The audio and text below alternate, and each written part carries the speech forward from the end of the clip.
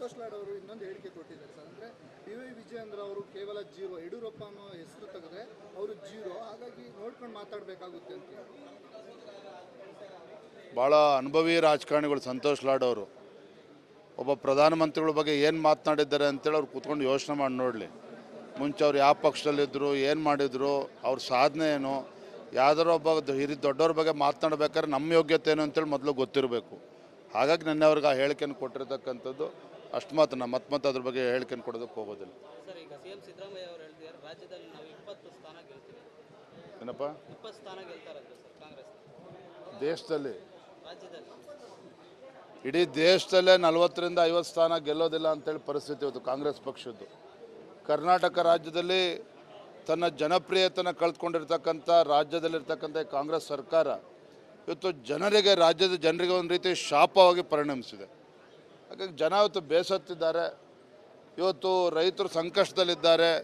ದಿನೇ ದಿನೇ ಇವತ್ತು ಕಾನೂನು ಸುವ್ಯವಸ್ಥೆ ಹದಗೆಡ್ತಾ ಇರ್ತಕ್ಕಂಥದ್ದು, ಮಹಿಳೆಯರಿಗೆ ರಕ್ಷಣೆ ಇಲ್ಲದೆ ಇರ್ತಕ್ಕಂಥದ್ದು, ಇದೆಲ್ಲದರ ನಡುವೆ ಇವತ್ತು ಜನ ಬಯಸ್ತಾ ಇರ್ತಕ್ಕಂಥದ್ದು ಮೋದಿ ಮತ್ತೊಮ್ಮೆ ಅಂತಕ್ಕಂಥದ್ದು.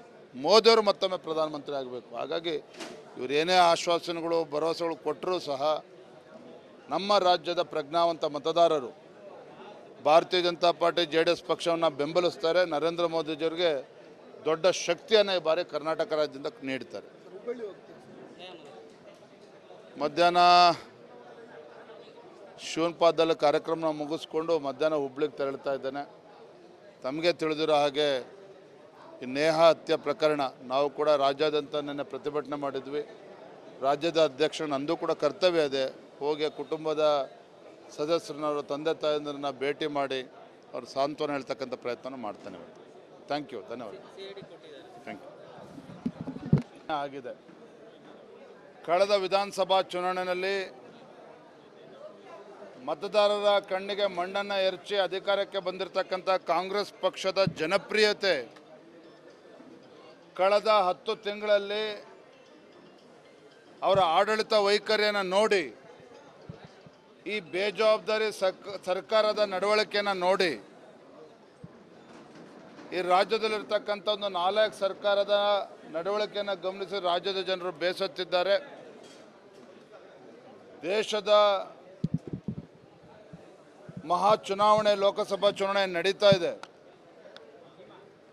ನರೇಂದ್ರ ಮೋದಿಜಿಯವರು 3ನೇ ಬಾರಿಗೆ ಪ್ರಧಾನಮಂತ್ರಿ ಆಗಬೇಕು ಅನ್ನುವ ಒಂದು ಮಹತ್ವಾಕಾಂಕ್ಷೆಯನ್ನು ಇಟ್ಕೊಂಡು ಎಲ್ಲ ಮತದಾರರು ಉತ್ಸುಕರಾಗಿದ್ದಾರೆ. ಭಾರತೀಯ ಜನತಾ ಪಾರ್ಟಿ ಮತ್ತು JDS ಪಕ್ಷವನ್ನು ಬೆಂಬಲಿಸ್ತಕ್ಕಂಥ ವಿಚಾರದಲ್ಲಿ ಎಲ್ಲರೂ ಕೂಡ ಒಮ್ಮತಕ್ಕೆ ಬರ್ತಾ ಇದ್ದಾರೆ. ಅದರ ಪರಿಣಾಮ ರಾಜ್ಯದ ಎಲ್ಲ 28 ಕ್ಷೇತ್ರದಲ್ಲೂ ಕೂಡ BJP ಮತ್ತು JDS ಪಕ್ಷ ಗೆಲ್ತದೆ.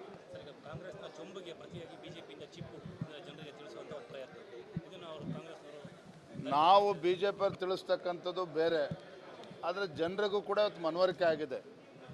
ಕಾಂಗ್ರೆಸ್ ಸರ್ಕಾರ ರಾಜ್ಯದಲ್ಲಿ ಅಧಿಕಾರಕ್ಕೆ ಬಂದ ನಂತರ ಬೆಲೆ ಏರಿಕೆ ಕೊಡುಗೆ ಕೊಟ್ಟಿದ್ದಾರೆ ಹೊರತು ಏನೇ ಸಾಧನೆ ರಾಜ್ಯ ಸರ್ಕಾರದಿಂದ ಆಗಿಲ್ಲ.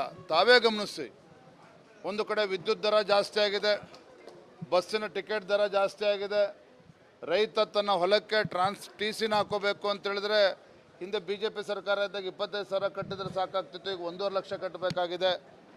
ಇವತ್ತು ಸ್ಟ್ಯಾಂಪ್ ಡ್ಯೂಟಿ ಜಾಸ್ತಿ ಆಗಿದೆ. ಇವರು ಗ್ಯಾರಂಟಿ ಅಂತ ಹೇಳಿಕೊಂಡು ಇವತ್ತು ಎಲ್ಲ ಬೆಲೆಗಳು ಜಾಸ್ತಿ ಆಗಿರ್ತಕ್ಕಂಥದ್ದೇ ಒಂದು ರಾಜ್ಯ ಸರ್ಕಾರದ ಸಾಧನೆ. ಇದು ರಾಜ್ಯದ ಜನರು ಗಮನಿಸ್ತಾ ಇದ್ದಾರೆ.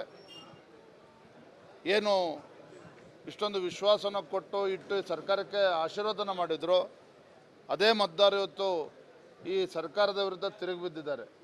ಒಂದು ಕಡೆ ನರೇಂದ್ರ ಮೋದಿಜಿಯವರು ಕಳೆದ 10 ವರ್ಷದಲ್ಲಿ ಕೊಟ್ಟಿರ್ತಕ್ಕಂಥ ಯೋಜನೆಗಳು, ಇವತ್ತು 10 kg ಅಕ್ಕಿ ಕೊಡ್ತೇವೆ ಅಂತೇಳಿ ಮೋಸ ಮಾಡಿರ್ಕೊಂಡು ಬಂದಿರತಕ್ಕಂಥ ಕಾಂಗ್ರೆಸ್ ಸರ್ಕಾರ ಒಂದು ಕಡೆ, ಇನ್ನೊಂದು ಕಡೆ 5 kg ಅಕ್ಕಿಯನ್ನು ನಿರಂತರವಾಗಿ ಬಡವರಿಗೆ ಕೊಟ್ಟು ಮುಂದಿನ 5 ವರ್ಷಗಳಿಗೆ ಮತ್ತು 5 kg ಅಕ್ಕಿಯನ್ನು ಕೊಡ್ತೇವೆ ಅಂತ ಹೇಳಿರ್ತಕ್ಕಂಥ ನರೇಂದ್ರ ಮೋದಿಜಿ ಸರ್ಕಾರದ ಬಗ್ಗೆ ಈ ದೇಶದ ಮತ್ತು ರಾಜ್ಯದ ಬಡವರಿಗೆ ವಿಶ್ವಾಸ ಇದೆ. ಹಾಗಾಗಿ ಮತ್ತೊಮ್ಮೆ ನರೇಂದ್ರ ಮೋದಿಜಿಯವರು ಪ್ರಧಾನಮಂತ್ರಿಗಳಾಗ್ತಾರೆ. ರಾಜ್ಯದನ್ನು ಕೂಡ ಎಲ್ಲ ಸಂಸದರು ಗೆಲ್ತಾರೆ BJPಯಿಂದ.